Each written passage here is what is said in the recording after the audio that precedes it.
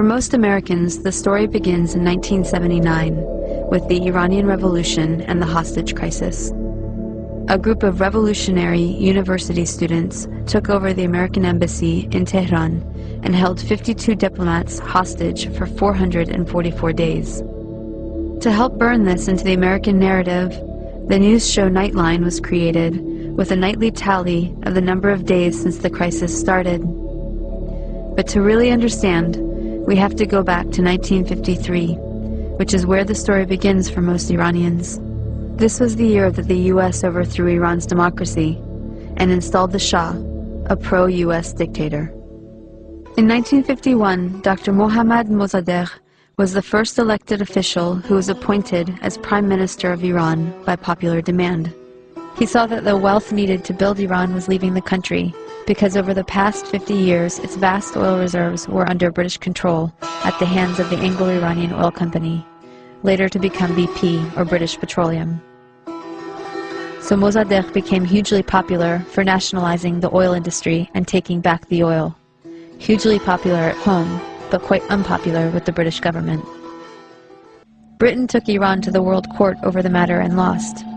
They tried to hit Iran's economy by blockading the Gulf and halting trade. They tried to convince the U.S. to assist with regime change, but then President Truman was not interested. However, when U.S. President Eisenhower took office in 1953, Britain was able to persuade him under the Cold War pretext that Mossadegh relied on Iran's Communist Party for power. The newly formed CIA was sent to engineer a coup, codenamed Operation Ajax. Iran's monarch, the Shah, returned to power. He had previously been weakened by the new parliament, a short democratic experiment designed to limit his powers. After 1953, he returned fully backed by UK and US power, and the oil was soon flowing under control of Britain, America, the Netherlands, and France. The Shah became increasingly arrogant, opulent, and autocratic over his 25-year rule. He instilled fear in the population with a secret police known as Savak, created by the American CIA and Israeli Mossad, that tortured and imprisoned those who dared to dissent. He crushed all political opposition. Troops were sent to massacre demonstrators. He pushed a white revolution to modernize and westernize the country, giving women the right to vote and other reforms. But ultimately, he served the elites and created a huge economic gap for the poor masses. Powerful religious leaders saw that he was forcibly trying to rid Iran of Islam in a country that was 90% Muslim. One of the Shah's leading critics, Ayatollah Ruhollah Khomeini, was arrested and imprisoned for 18 months. After his release in 1964, Khomeini was sent into exile for 14 years. From abroad, he continued his anti-US, anti-Shah campaign through sermons on cassette tapes that made their way back into Iran and circulated as people copied and shared them. By the end of the 1970s, things had gotten so bad that major protests and the violence that followed were becoming a regular occurrence. The Shah declared martial law and banned demonstrations. This resulted in a huge protest and a general strike that shut down the economy.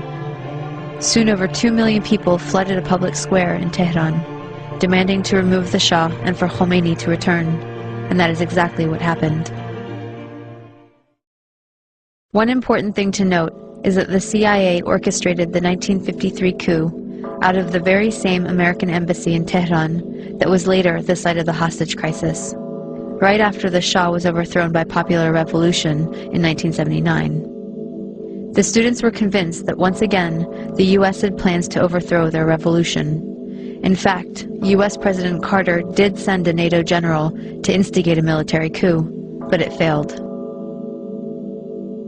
Iran and the U.S. had an extradition treaty in force that obligated the Carter administration to return the Shah to Iran as an indicted criminal. The students had 4 demands. Return the Shah to Iran for trial. He had been accepted into America for medical treatment. Return the Shah's wealth to the Iranian people. A promise from the U.S. not to interfere in Iran's affairs in the future. And an apology and admission of guilt by the U.S. for its past actions in Iran. The apology never came. But 20 years later, Secretary of State Madeleine Albright did acknowledge the U.S. role in Mossadegh's overthrow. So Khomeini took power in 1979 and instituted a government under Islamic law. Within a year of the revolution, Saddam Hussein invaded Iran without provocation, seeking control of Iran's oil-rich Khuzestan region and key oil shipping waterways. The resulting Iran-Iraq War from 1980 to 1988 was the longest and one of the most devastating conventional wars of the century. At least 500,000 Iranians were killed. This war further cemented resentment of the U.S. government, as they were playing both sides. On one hand, they were supporting Iraq, providing money, technology, and intelligence, including satellite photography, to help Iraqi bombing raids. The U.S. helped provide Saddam Hussein with weapons by giving him agricultural credits and pressuring Gulf states to give him billions in loans so he could buy weapons from Western Europe, China, and Russia. The U.S. Department of Commerce issued licenses to export materials for Iraq's weapons of mass destruction program. The U.S. continued its support even after learning that Iraq was using chemical weapons against Iran, not to mention against its own citizens, to stop an uprising of Kurdish separatists. But the imperialist tradition also called for maintaining regional balance of power. So the U.S. also armed Iran, not letting any one regional power get secure enough to dominate or to ally with its neighbors to challenge U.S. hegemony. In this case, it came in the form of the Iran-Contra scandal. U.S. President Reagan needed money to fund an unjustified war against Nicaragua, but was forbidden to do so by Congress. So U.S. arms were illegally sold to Iran through Israel and South Africa, and the proceeds went to the Nicaraguan Contras. This allowed Reagan to get around Congress to support a campaign of kidnap, rape, torture, and murder for which the U.S. was convicted by the World Court for unlawful use of force. In other words, state-sponsored international terrorism.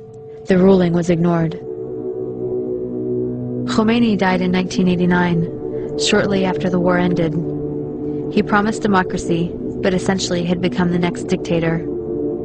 Although he improved literacy and much-needed health care for the masses, he also imposed censorship, violently crushed political dissent, and attacked women's rights. Instead of the Savak, the people now had the Revolutionary Guard to fear. Since then, Iran has been an oppressive theocracy. Khomeini was replaced by Khamenei, who remains supreme leader to this day. As a test of fairness, we might imagine that Iran invaded and occupied Canada and Mexico, and had aircraft carriers sitting in the Caribbean. Imagine then if Iran had the power to label the U.S. the axis of evil and cut us off from the rest of the world, and then threaten to attack us if we didn't stop generating nuclear power. What if Iran had overthrown the U.S. government 50 years ago and installed a dictator friendly to Iranian interests, who kept it in power for 25 years? At that point, imagine that Christian fundamentalists, who currently represent about a third of the U.S., took power and began ruling under church law, followed by an unprovoked invasion by Canada, supported by Iran and ignored by the UN, in which it nearly destroyed the US. Would it be possible to imagine Iran as liberators?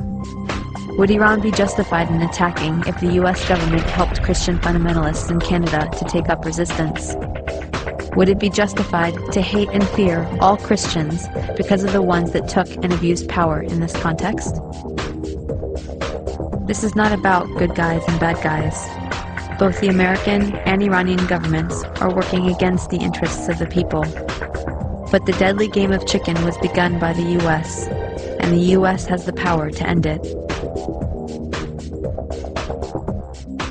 We should look at our current policies and actions against Iran, look at some better options, and figure out a way to change the minds of the people running our government and prevent another criminal enterprise that will cost many more lives.